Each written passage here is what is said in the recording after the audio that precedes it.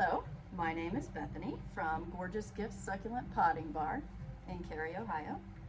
I'm going to show you today how to take an Echeveria down to cut it and propagate it.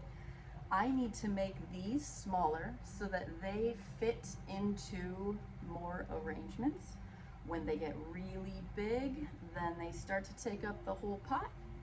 So I will make a new succulent out of them, and I will save the stems for propagations. So the succulent is regenerating from the center, and it will slowly shed its lower leaves, or if it gets overwatered, the lower leaves are the ones that get sacrificed. So I'm just going to decide here what I want my new succulent to look like first, and I'm going to try to leave a layer or two of leaves on here because I squeeze the leaves to see when it needs to be watered. And when it is just a stem that has been chopped off and it has these few layers of leaves, I will still come and squeeze these layers of leaves to know when to water the stem so that the cut part of the stem can produce babies and I can support the plant with its watering as it needs it. If I take all of these leaves off and I just leave the stem there, it's more of a guessing game of when it needs water. So I'm just going to decide how I want this to look by kind of looking here at the top at what I want it to be like this. So I want to leave about ½ inch to an inch underneath it, and I also want to try and leave some leaves. Side note, I watered these last week and the leaves are very firm and full of water. When you cut a succulent, the water in the leaves will support the root growth. So you want to make sure that it's nice and full to support the roots coming out, because you won't be able to water it until it does get roots. So the water just gives it strength to essentially be waiting for roots. So I'm going to leave a little bit here, and I'll cut it off.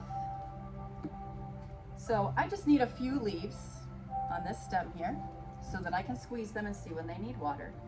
For right now, I'm just going to put it on my shelf. It probably won't need anything for at least 3 to 4 weeks. It's not growing the succulent anymore. It's going to heal over this callus, so I will just set it on the shelf and I'll check the leaves occasionally, and I'll water it like usual whenever they aren't firm. Eventually, babies will come out of it. This is a stem that I cut that didn't have leaves left on it. But Echeveria setosa, also known as Doris Taylor, the stems propagate so easily. So this is another one that I cut off, and I left some leaves on it. Here's some of the leaves that I left. And as you can see, it has some growing on each one where I cut it has 2 heads growing off of it. And those can all be trimmed off when they're full of water and rerooted, and I can continue to use these stems to grow more babies. This has been one of the most easily propagated stems that I have experienced. So I have this new one. This is how I want it to look. I've got a couple leaves down here that I don't need. So I will save them, and you can throw them in a tray, and they will sprout roots. See if this camera can. They will sprout roots as long as you have a clean cut here on this leaf. Not even a cut. I don't want to use the word cut. You have a clean pull on it, so you kind of rock it off and make sure that none of the flesh is exposed on the leaf, because there's a little eyelet here where roots will come out, and you want to make sure that's there. The water in the leaf will support the root growth. You need to do nothing. Don't put it on dirt. Don't mist it. Don't put it in the sun. Just put it in a little tray or leave it on your table. You'll see roots come out at some point, and then you can put it in a very thin layer of soil and then water it occasionally, and a baby will pop on the end. Leaf propagation takes exponentially longer than stem propagation. So these leaves, months and months from now, might have little tiny fuzzies on the ends of them, and they'll be really cute. this, months from now, will have a very clear little baby with lots of leaves, maybe 2 or 3 of them. This is much faster because the stem and the leaves can take in the sun and the water and support the growth of the babies a lot more than this little leaf can. So we have this now, and what I do is I put them on top of an empty cup. So I will set it here and I will let it dry out or callus over. So I could leave it on this cup until it sprouts roots, and that is, it's just wonderful and amazing, really. So I could leave it here, the water and the leaves would support the root growth. I could wait until I pick it up and I see roots coming out here. Then when I see roots coming out, which is likely to be 4 to 5 weeks from now, and this is July in Ohio. They're in growing season, so in my experience, the roots come faster. This is the time to do propagations because it's an active growing mode, and then it will also put its energy towards making the roots. When you have them indoors, sometimes during this period they will stretch out, or they will they might grow a little out of the pot because they're wanting more light for all the growing that they're doing. And when you chop them in this period, they'll put more of their energy towards the growing of the roots, and it can adapt. These have been adapted to being inside. And when I say that, I mean they come in typically a little bit bigger than they would be a year from now if I keep them inside.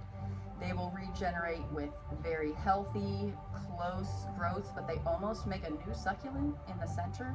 And a lot of times after it's been inside for a long time and I've established this new succulent in the center that has adapted to the lighting that it has, and south or east facing windows are the best.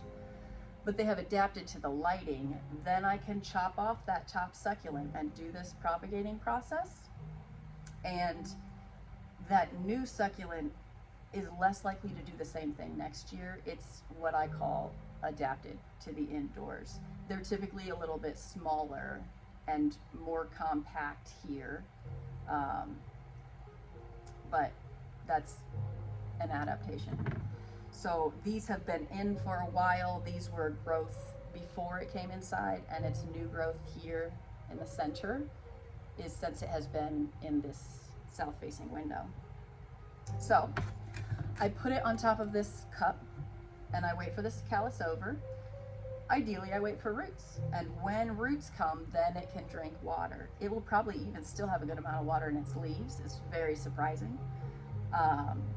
So you've got, once you have roots, then it can drink water, and I will either put water in this cup and let the roots dangle in it to fill it up.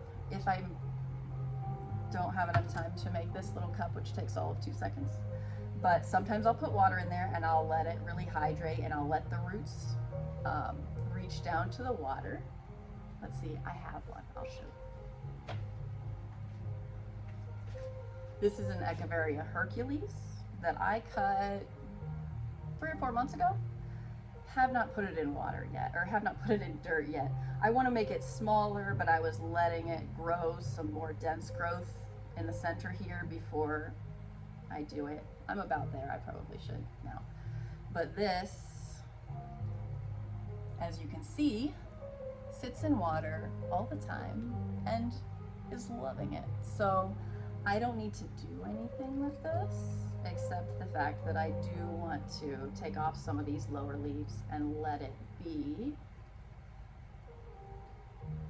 this smaller central succulent here.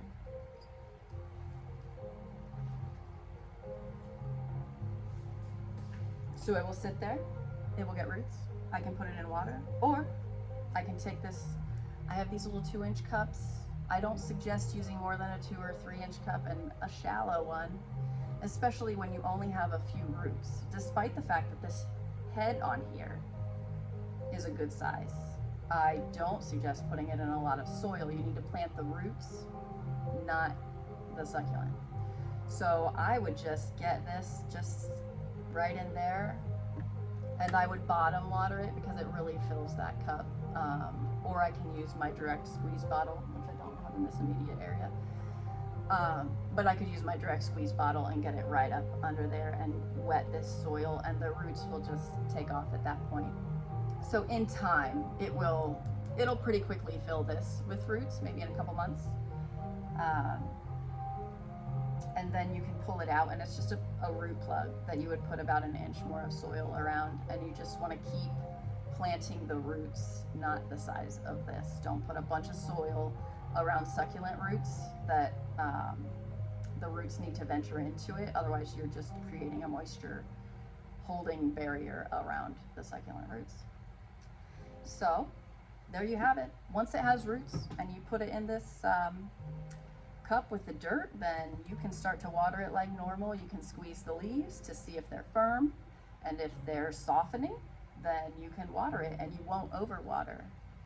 If the bottom leaves will soften first, and they will slowly soften towards the center. So when the bottom leaves start to soften, you know you're safe. You can saturate this little 2-inch ball of dirt and roots, and they will suck up into the leaves, and then the small amount of dirt that they're in will dry out, and the succulent will be happy as can be, sitting in a south or east facing window, carrying on. Let me know if you have any questions in the comments, and I will be back to chop some more succulents soon. Thank you for watching.